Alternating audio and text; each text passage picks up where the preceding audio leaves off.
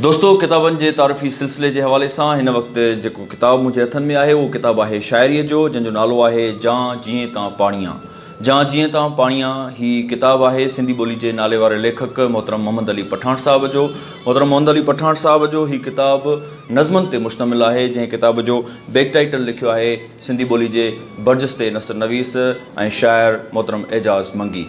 हिन किताब खे कूंज अकेडमी कराची तरफ़ां छपाए पधिरो कयो वियो आहे ऐं हिन किताब जो जेको पहिरियों फ्लैप आहे उहो सिंधी ॿोली जे निहायत ई ख़ूबसूरत शाइर ग़ज़ल जे तमामु सुहिणे शाइर मोहतरम साईं अयाज़ गुल साहिब जन लिखियो आहे, जॾहिं त हिन जो बैक फ्लैप जेको आहे उहो सिंधी ॿोली जे ॿिए हिकु तमामु सुहिणे शाइर मोहतरम साईं डॉक्टर अदल सुमरे साहिब जो लिखियलु आहे।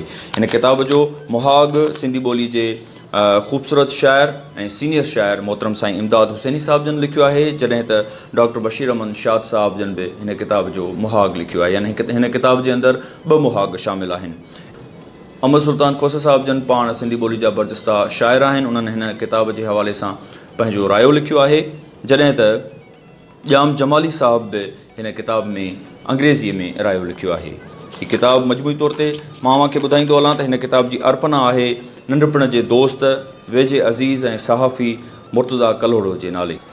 हीअ किताबु 2019 अक्टूबर में छपजी पधिरो थियो आहे। हिन किताब जो टाइटल कप्तान अबरो ठाहियो आहे, जॾहिं त बैक टाइटल ते जेका फ़ोटोग्राफ़ी आहे उहा आदिल शर कई आहे।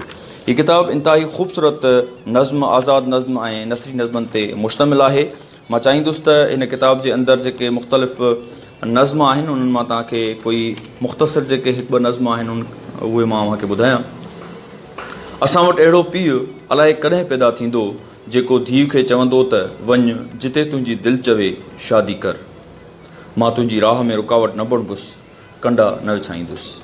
ख़ूबसूरत तवील नज़्म बि शामिल आहे जंहिंजो उनवान आहे नदी होरियां वहे थी पई। नदी होरियां वहे थी पई, नदी होरियां वहे थी पई, किथे को वण बचो नाहे, पयो सिज आग उगाछे हवाऊं ॼर थियूं सारियूं।